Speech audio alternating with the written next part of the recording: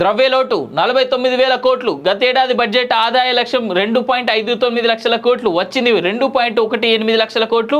ఇందులో అప్పులు 49,000 కోట్లు.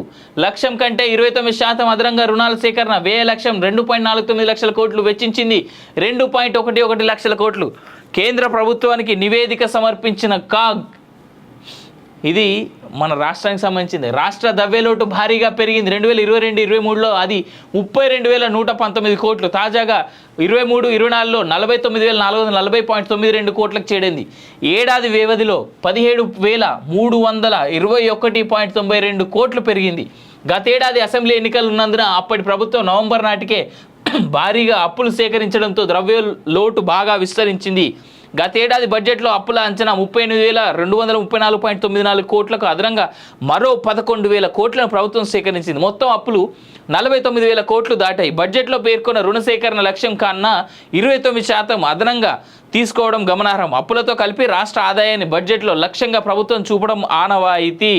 గతేడాది ఇలా మొత్తం 2.59 లక్షల కోట్ల ఆదాయం వస్తుందని లక్ష్యం పెట్టుకోగా చివరికి 2.18 లక్షల కోట్లే వచ్చింది.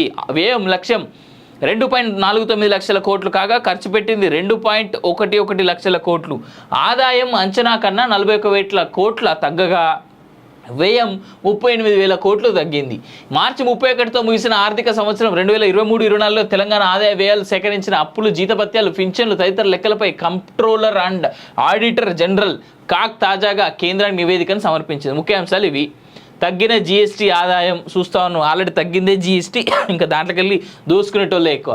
జీతభత్యాలు, పింఛన్లకు 55,000 కోట్లు. ఉద్యోగుల జీతభత్యాలు, పింఛన్లు వెచ్చించాల్సింది 50,651 కోట్లు అనుకుంటే ఆ మొత్తాన్ని 55,752 కోట్లకు చేరింది. పింఛన్ల భారం లక్ష్యానికన్నా 29% అదనంగా పెరిగింది.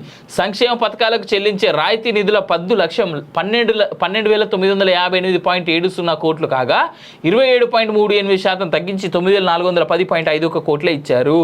గతంలో ప్రభుత్వం తీసుకున్న అప్పులకు వడ్డీలు, కిస్తీల కింద 22,407.67 కోట్లు ఖర్చు చేయాల్సి ఉంటుందని భావించగా 23,337.40 కోట్లు చెల్లించాల్సి వచ్చింది. నెలవారీగా రాష్ట్ర ప్రభుత్వానికి పన్నుల ఆదాయం అసెంబ్లీ ఎన్నికలు జరిగిన 2023 నవంబర్లో 9,701 కోట్లు రాగా కొత్త ప్రభుత్వం ఏర్పడిన తర్వాత ఫిబ్రవరిలో రికార్డు స్థాయిలో 13,703.92 కోట్లు వచ్చాయి.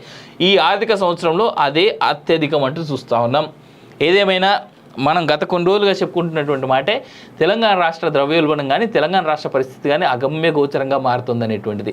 ఈ రేవంత్ రెడ్డి సర్కార్ ఏ విధమైనటువంటి చర్యలు తీసుకుంటారు, లేదా ఈ ఫినాన్స్ మినిస్టర్, మన తెలంగాణ రాష్ట్ర ఫైనాన్స్ మినిస్టర్ ఏ విధమైనటువంటి చర్యలు తీసుకుంటారు అనేటువంటి చూడాల్సిన అవసరం ఎంతైనా ఉన్నది.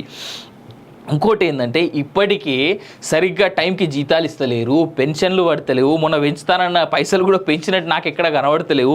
ఈ గ్యాస్ కావచ్చు, కరెంటు కావచ్చు, ఇలా రైతు బంధు కావచ్చు, లేదంటే రైతుల బోనస్ కావచ్చు, లేదంటే 2 లక్షల రుణమాఫీ కావచ్చు, ఇంకా చాలా స్కాములు ఉన్నాయి. కాంగ్రెస్ ప్రభుత్వం అందరికీ హామీలు ఇచ్చినటువంటి ఇవన్నీ ఏ విధంగా నెరవేరుస్తారు? ఇప్పటికే ఇగో అనుకున్న దానికంటే ద్రవ్యోల్బణం చాలా ఘోరంగా ఉన్నది పరిస్థితి ఇలా రాష్ట్రానికి. దీని నుంచి ఎట్లా బయట పడేస్తాడు రేవంత్ రెడ్డి అనేటువంటి దానికి కూడా ప్రశ్నకు సమాధానం చెప్పాల్సినటువంటి అవసరం ఉన్నది.